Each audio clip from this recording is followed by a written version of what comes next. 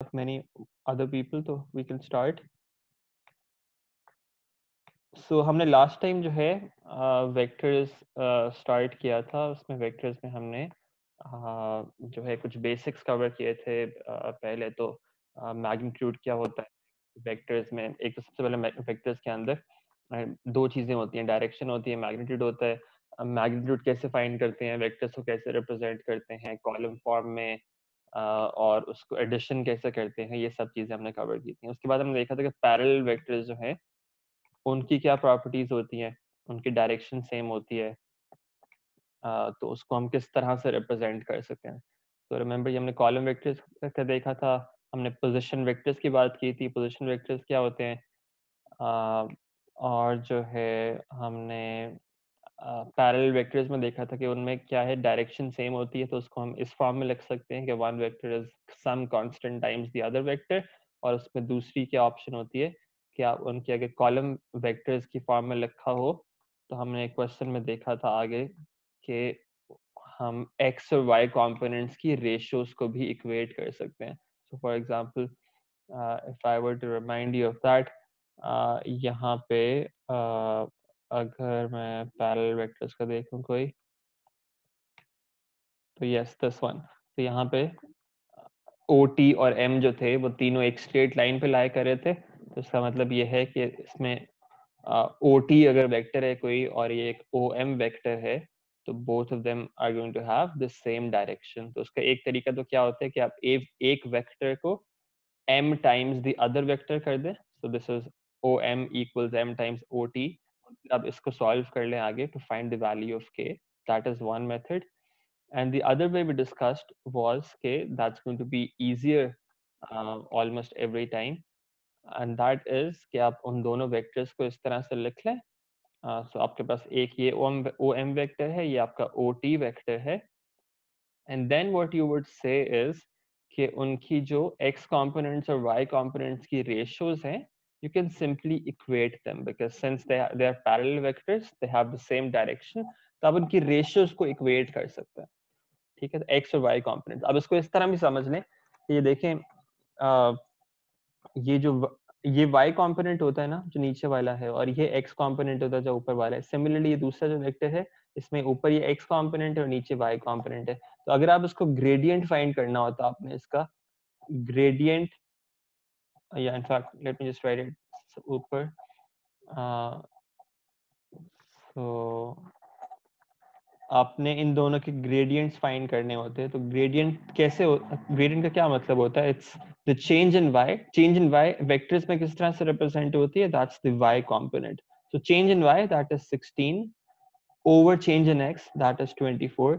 ये इसका ग्रेडियंट होता ओ एम वेक्टर का। इसी तरह से ओ टी वेक्टर का ग्रेडियंट क्या होता, 4 that is the Y component change in Y divided by -3 + 2k। अब ये इनके ग्रेडियंट्स होते हैं, right.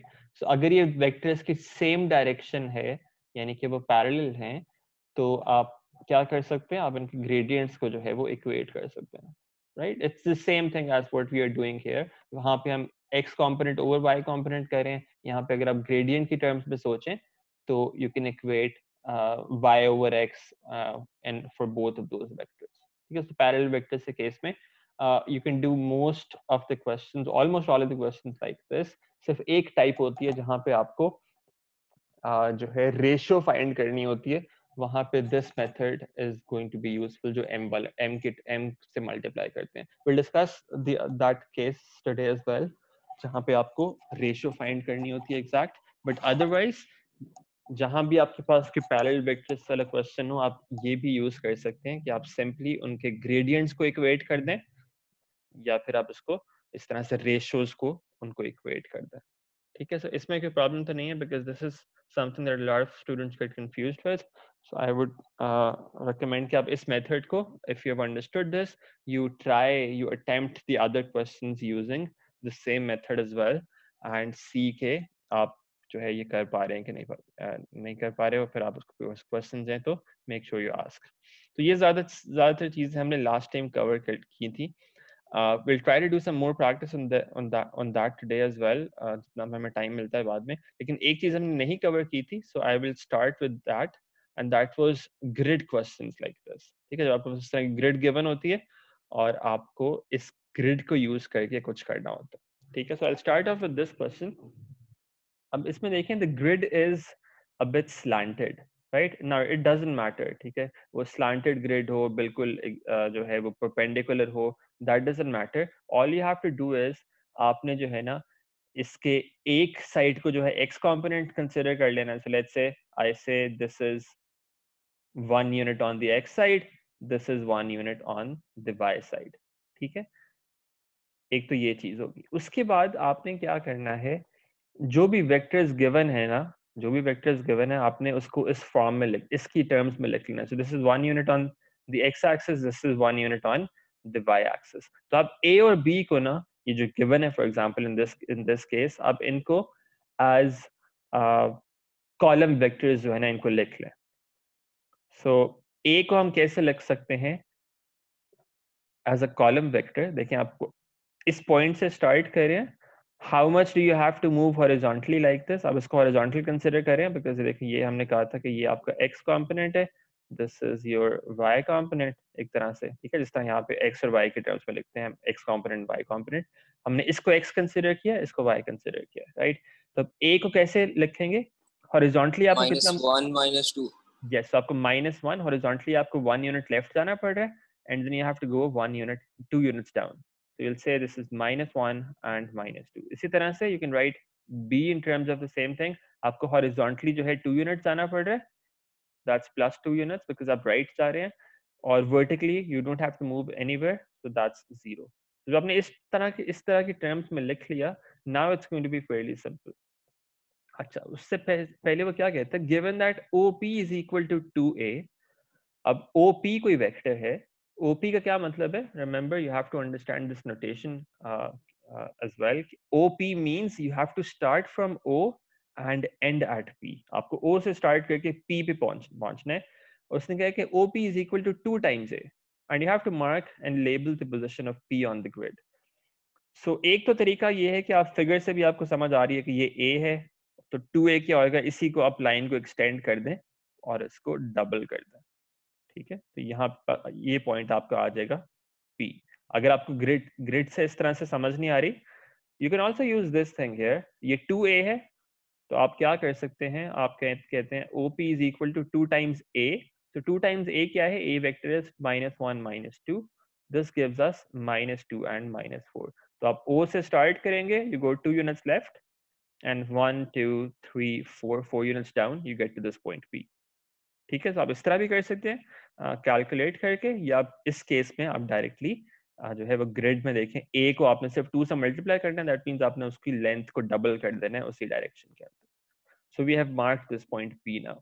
Now the second question part is O Q, आपने उसमें दिया हुआ है। अब ओ क्यू जो है ना, अब इसमें देखें 2 वेक्टर्स आ गए। Now you can also do this directly from the grid, लेकिन ये थोड़ा सा ज्यादा ट्रिकी हो जाता है। तो इसमें जो ये वाला कैलकुलेशन करके, that's going to be relatively simpler, but again I am going to show you both the ways. सो ये देखते हैं 2b minus a। 2b minus a का क्या मतलब है? 2 times this vector 2 0 minus a is this vector, that's -1 and -2। इसमें आपको रिजल्ट क्या मिलता है? 4 minus -1, अगेन साइन का बहुत ध्यान रखना है, you get 4 plus 1 and 0 plus 2, right? So basically you get 5 and 2। So this is one way कि आप अब O से start करेंगे, 5 units right जाएंगे और 2 units up जाएंगे, you'll get that point। The other way is कि आप grid से देखें, 2B है, तो पहले आप 2 times B कर लें। So O से start करें 1 2, अब इसको डबल कर दें, आप यहाँ पे पहुंच गए। ठीक है, दिस इज 2B। अब -a का क्या मतलब है? अगर a इस डायरेक्शन के अंदर है, तो आप इसके ऑपोजिट डायरेक्शन के अंदर सेम लेंथ पे चले जाएं। ठीक है, तो ऑपोजिट डायरेक्शन क्या होगी? ये नीचे को आ रहा है इस तरह से, आप यहाँ पे ऊपर को चले जाएं इस तरह, 2b - a, you going to get this point here, that is q। ठीक है, अगर आप ये इस तरह कर रहे होते 5 और 2 से, you can verify as well. आप कितने जा रहे हैं? 1 2 3 4 5 units right, and then 1 2 2 units up, you get q। So you can choose any method that you are more comfortable with, and it should work fine. अच्छा, उसके बाद वो कहते हैं express OR in terms of A and B. अब इसका भी एक graphical method होता है, but again that's going to be tricky. So I'm actually just going to skip that because आप जो है I would prefer कि आप ये calculation वाला method ही use करें इसके अंदर. And the way to do this is going to be, अब देखिए OR वेक्टर आपको O से स्टार्ट करना है और R पे पहुंचना है, राइट? O से स्टार्ट करना है और R पे पहुंचना है. सबसे पहले तो हम इसका एक कॉलम वेक्टर बना लेते हैं इस तरह से, राइट? कॉलम वेक्टर की फॉर्म में क्या होएगा ये? 1 2 3 units left, so that means this is -3, and then you have to go 1 2 units up, that's 2.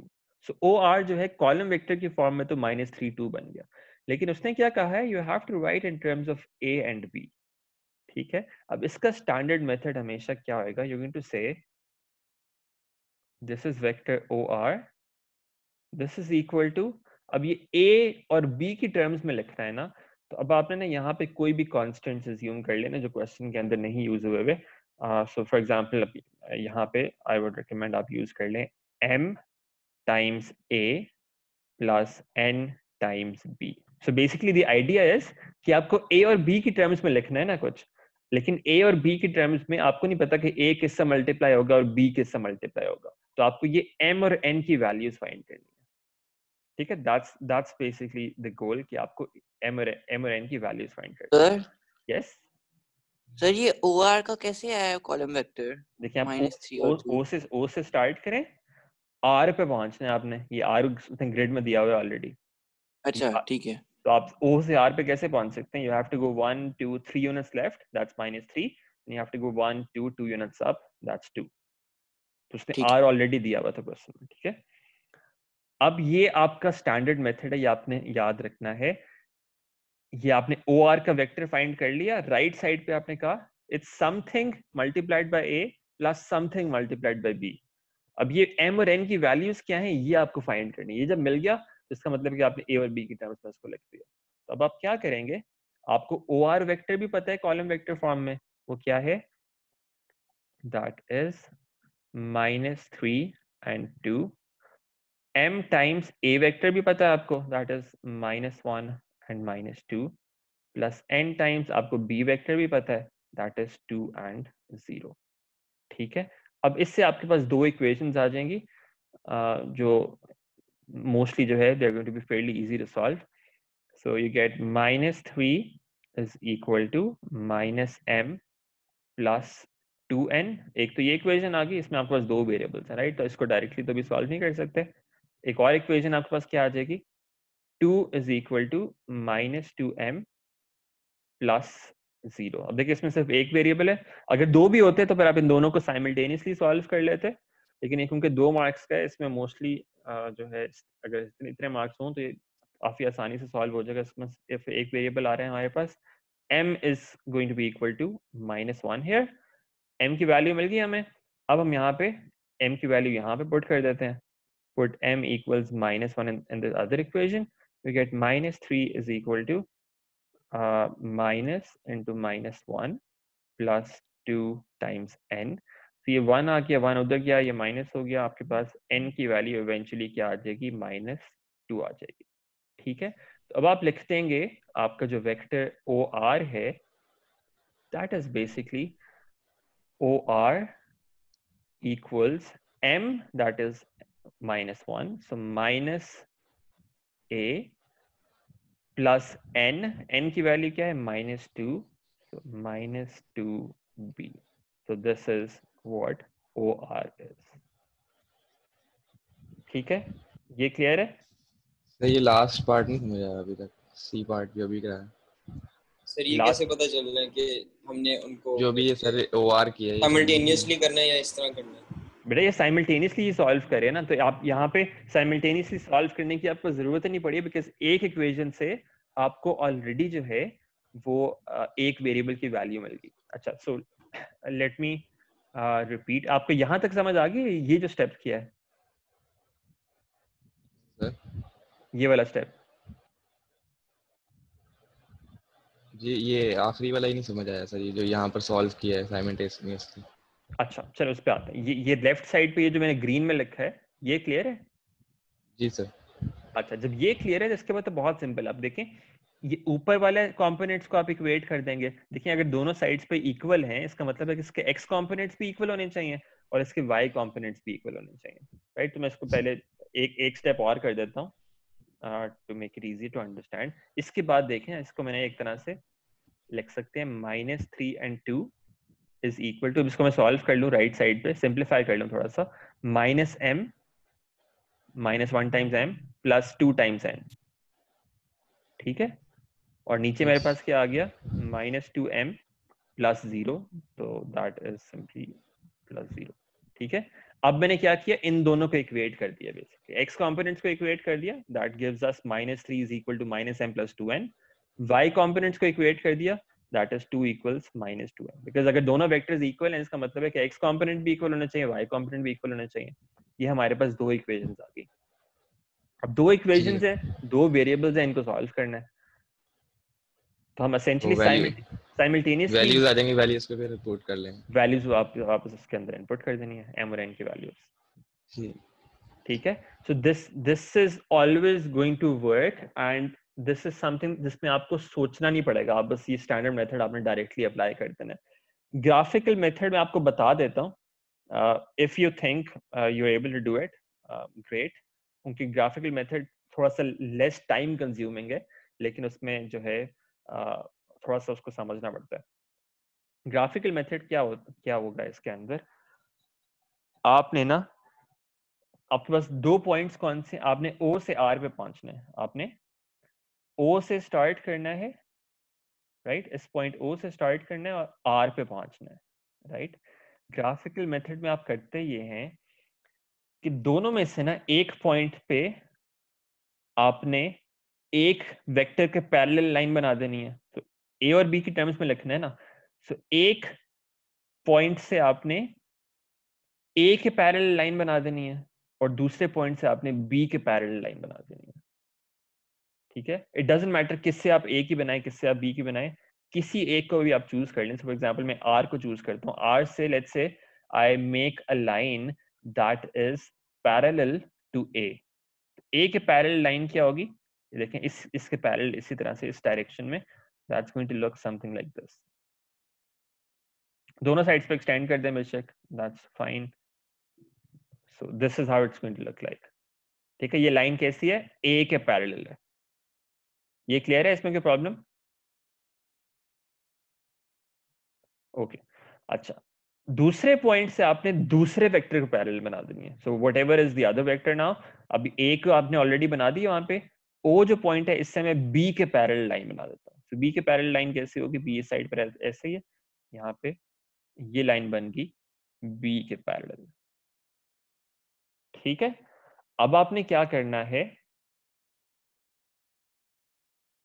आपने ये पाथ फॉलो करना है ओ से आर पे जाने के लिए जो आपको यहाँ पे नजर आ रहा है, ठीक है? क्या पाथ नजर आ रहा है आपको, ओ से पहले यहाँ पे जाना है इस पॉइंट के ऊपर, इसके लिए आप, क्योंकि ये बी के पैरेलल है ना वेक्टर, बी समथिंग है और ये ए समथिंग है यहाँ पे, अब आपने देखना है कि बी के साथ बी को आपको किस नंबर से मल्टीप्लाई करना पड़ेगा। तो देखें ये 2 यूनिट्स है ना यहाँ पे, तो यहाँ पे जाने के लिए 1 2 3 4 आपको 4 यूनिट्स लेफ्ट पे जाना पड़ रहा है, तो बी को किससे मल्टीप्लाई करना पड़ेगा यहाँ पे, एनी आइडिया? अगर मैं ये b है यहाँ से यहाँ तक, तो ये उल्टी साइड पे यहाँ से यहाँ तक b से किससे मल्टीप्लाई करेंगे आप, -4 से। थिंक अगेन, यहाँ पे 2 यूनिट्स है, यहाँ पे 4 यूनिट्स है, तो 2 से मल्टीप्लाई हो रहा है। b क्या है, b 2 यूनिट्स को रिप्रेजेंट करे ना, तो यहाँ पे सर 4 यूनिट्स। -2 से नहीं होगा कि उल्टा है? यस सो हाँ नहीं, मतलब मैग्नीट्यूड वाइज 2 से करेंगे क्योंकि ऑपोजिट डायरेक्शन में तो नेगेटिव भी लग जाएगा, so it's going to be -2b, right? अब a की बात करते हैं। अब यहाँ से आपने ऊपर को जाना है इस डायरेक्शन में, यहाँ से आप लेफ्ट पे जा रहे थे, यहाँ से आपने ऊपर को जाना है। ये क्या रिप्रेजेंट कर रहा है, a के साथ क्या लगेगा, if this is a, what is this, this is going to be -a, तो आप क्या कर सकते हैं, आप ओ आर को लिख सकते हैं minus A plus two minus A minus to be. ये आपको ग्राफिकली इस तरह में मिल सकता है, लेकिन graphically I am telling you you might get confused. तो ये जो मेथड है नीचे वाला, ये आप इसमें कुछ सोचना नहीं है, इसमें डायरेक्टली आप तो सर आपने एक ही वाली लाइन जो सिर्फ आर तक क्यों नहीं बनाई, आपने पूरी क्यों की है? क्योंकि सिर्फ हमें नहीं आर पता, तक बना। क्योंकि हमें नहीं पता था ना कि हमें किस डायरेक्शन में जो है वो इंटरसेक्शन होगी, उसका इंटरसेक्शन वहां पे ऊपर होती है। अच्छा ठीक है। तो अगर तो आपको पहले से समझ आ गई है कि इंटरसेक्शन यहाँ पे इस साइड पे होगी, तो फिर तो आपको एक्सटेंड करने की जरूरत नहीं है वहां पे। अगर इंटरसेक्शन आर से ऊपर होती तो फिर हम हाँ। नीचे की तरफ को करते, फिर वो 2 हो जाता सिर्फ -2 की वजह, अगर सबसे ऊपर होती टॉप पे। तो इंटरसेक्शन यहाँ पे तो तब होती है ना अगर बी जो है इस डायरेक्शन में होता। तो फिर वो 2 और फिर वो A2 हो जाता -A के बजाय। -2 और -2 भी हो जाता। नहीं, अगर देखें आप इस केस में तो इंटरसेक्शन नहीं ऊपर आ ही 1 नहीं हो सकती। जाता, 1 1 हो हाँ जाता। हाँ, +1 +a हो जाता है, यस, ठीक +1 है a हो जाता है। ठीक है। ठीक है, लेकिन अगेन अगर तो आपके कोई कंफर्टेबल है, again you have to attempt the same thing, same method on some questions and see कि अगर आपको आप इससे कंफर्टेबल हैं, आपको रिजल्ट्स मिल रहे हैं हर दफा, then it's fine. But in my experience students do tend to get a bit confused with this method. तो ये जो अलजेब्रिक मेथड है नीचे, इसमें कोई एज सच कोई सोचना नहीं पड़ता, आप डायरेक्टली अप्लाई कर सकते हैं। So this might be easier, but it's your choice at the end. Okay, it doesn't matter which method you choose. अच्छा, let's quickly attempt another question on grid. For example, ये एक है, इसमें भी grid है. This is a perpendicular grid, तो इसमें it's relatively easier. इसमें 3 वेक्टर्स उसने ऑलरेडी कॉलम वेक्टर्स के उसने आपको दिए हुए हैं। F वेक्टर है, that's 3 2, यहाँ पे आपको नजर भी आ रहा है, 3 यूनिट्स horizontally, 2 यूनिट्स vertically. ठीक है, एंड बाकी आपको 2 वेक्टर्स और दिए हुए हैं उसने। उसके बाद वो कहते हैं the vector f and the point a are shown on the grid. तो आपको उस ग्रिड पे देख लें, एक f वेक्टर भी गिवन है और आपको ये a पॉइंट भी गिवन है। ठीक है, अच्छा, mark the point b when ab is equal to f plus g। Okay, so अब देखें क्या है, b ऐसा पॉइंट है कि आप a से स्टार्ट करते हैं तो you have to go in the f direction and then you have to go in plus g। तो ये आप कैसे कर सकते हैं, एनी आइडियाज? आप क्या करेंगे, f प्लस जी वेक्टर फाइंड कर लेंगे, राइट? f की वैल्यू भी उसने बताई हुई है हमें और g की वैल्यू भी बताई हुई है। सो देखिए ऊपर लिखा हुआ है f is 3 2 and g is 4 1। ठीक है, so it gives us 7 and 3। ठीक है, अब आप क्या करेंगे, आप अपने ग्रिड पे जाएंगे, आपको ए बी वेक्टर पता चल गया, ए बी वेक्टर इज 7 3, यानी कि A से स्टार्ट करके if you have to go to B, you have to go 7 units to the right, 7 units horizontally and 3 units vertically. ठीक है, so आप ग्रिड पे जाएंगे, you will go 7 units horizontally, 1 2 3 4 5 6 7 and 3 units vertically, 1 2 3. That's going to be your point B. ये आपने mark कर देना वहां पे।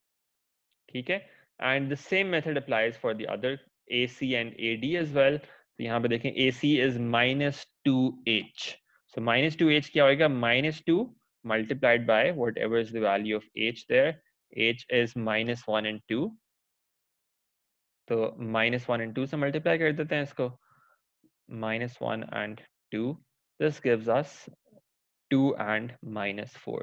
So again you'll go on the grid, we'll start from A because starting point A है, you'll go 2 units horizontally and 4 units vertically down।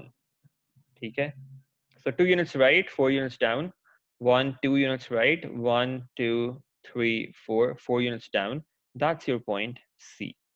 ठीक है, इसी तरह से आप जो है वो पॉइंट D भी मार्क कर सकते हैं। ओके, एनी प्रॉब्लम्स हियर, ये क्लियर है? जी सर। सो ग्रिड क्वेश्चंस में इससे ज्यादा कोई एज सच मुश्किल नहीं आता. Let me look at another question, see के उसमें कुछ उसने एडिशनल चीज तो नहीं पूछी हुई.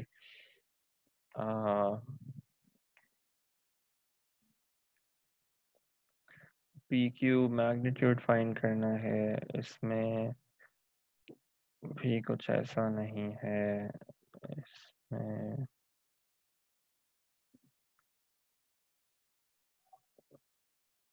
चलो ये जल्दी से देख लेते हैं. So you have two vectors p and q, 1 minus 3. p vector है, q vector is -2 and 0. magnitude of p find करना है, इसमें तो फॉर्मूला लगा देंगे जल्दी से. that is -1 का स्क्वायर प्लस 3 का स्क्वायर और whole under root. that gives you square root of 10 as the result. ठीक है, अगर ये पेपर 1 है आप स्क्वायर से छोड़ देंगे, पेपर 2 है तो इसकी वैल्यू कैलकुलेट करके लिख देंगे स्क्वायर रूट ऑफ 10 जो भी आता है. so it's going to be 3 point something.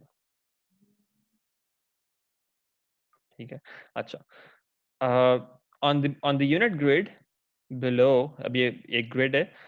draw and label the vector p minus q. so p minus q vector हम पहले find कर लेते हैं. p minus q vector क्या आएगा? it's 1 minus 3 minus -2 and 0. so it gives us 1 plus 2 that is 3 minus 3 minus 0 that is -3. ये clear है? p minus q, इसमें कोई मसला तो नहीं है. अब ये वेक्टर आपको ग्रिड पे ड्रॉ करना है. अब देखिए वेक्टर में ना, अगर ये इस तरह से कॉलम वेक्टर दिया हुआ है और आपको नहीं पता कि स्टार्टिंग पॉइंट क्या है, एंड पॉइंट क्या है, बिकॉज देखिए इसमें वो वाली स्टार्टिंग पॉइंट और एंड पॉइंट वाली नोटेशन नहीं है. ये उसने पी और क्यू की पी और क्यू इस तरह लिखा हुआ है, कोई पॉइंट नहीं पता कि आपको किस पॉइंट से स्टार्ट करना है, किस पॉइंट पे एंड करना है. इस केस में इट डजंट रियली मैटर कि आप कहाँ से स्टार्ट करें, आप कोई भी पॉइंट चूज कर लें. So let's say I choose this point. अब इससे मुझे क्या करना है? I have to go 1, 2, 3 units right and 3 units down. Yeah. So I'm going to draw this vector like this. This is my vector. That is p minus q. Now, again, since the starting point does not matter, you could also draw it like this. This is perfectly fine. This is also p minus q. तो आप कोई भी draw कर दें, these are equal vectors. So इसमें कोई मसला नहीं, आप कोई भी स्टार्टिंग पॉइंट चूज कर लें, कोई भी एंड पॉइंट चूज कर लें, that doesn't matter. ठीक है, that's one point here that we did not discuss earlier. और अब इसमें देखें उसने उसी तरह से उस फॉर्म में लिखा हुआ है. You have vector r shown on this grid. It is given that r is equal to a times p. Now we do not know what a is, plus b times q. ठीक है, सो r जो है वो p और q की terms में उसने लिखा हुआ किसी तरह से, और p और q वेक्टर्स आपको ऊपर गिवन है. They are 1 -3 and -2 0. so this is q, this was p. ठीक है. अच्छा, अब ये देखिए, वही जो फॉर्म हमने पहले डिस्कस की थी अभी पिछले क्वेश्चन में जब हम कर रहे थे, it's the exact same form कि r वेक्टर एक गिवन है. r वेक्टर को हम पहले लिख लेते हैं कॉलम वेक्टर में. r वेक्टर को कैसे लिखेंगे कॉलम वेक्टर में? It's 1 2 3 4 units left, that's -4, and then 1 2 3 4 5 6 units down, that's -6. ठीक है, अब आपने सिर्फ इस इक्वेशन के अंदर डाल देना है. So r is -4 -6. This is equal to a times p. So p vector हमारे ऊपर हमें given है a into 1 -3 plus b into -2 and 0. ठीक है. Again, you'll make two equations out of this. You have -4 is equal to a minus 2b, and you have another equation that is -6 is equal to -3a plus 0. यहाँ से a की value आ गई, दैट इज 2. a की value यहाँ पे इनपुट कर दी, -4 is equal to 2 minus 2b. यहाँ से आपको जो है 2b इज इक्वल टू 6 और b की वैल्यू आपको 3 मिल जाएगी. ठीक है, ये हमने a और b की वैल्यू फाइंड कर ली. अगर आपको r लिखना होता p और q की टर्म्स में, उसने मांगा तो नहीं आपसे, उसने सिर्फ a और b की वैल्यूज पूछी थी. लेकिन if you had to write r in terms of p and q, you would say r is equal to a times p, that is 2 times p, plus 3 times q plus 3q। तो आप उसको r को इस form में लिख भी सकते थे, लेकिन इस क्वेश्चन में उसने आपसे सिर्फ ये वैल्यूज पूछी हैं, a और b की values. Any questions on this? सबको क्लियर है?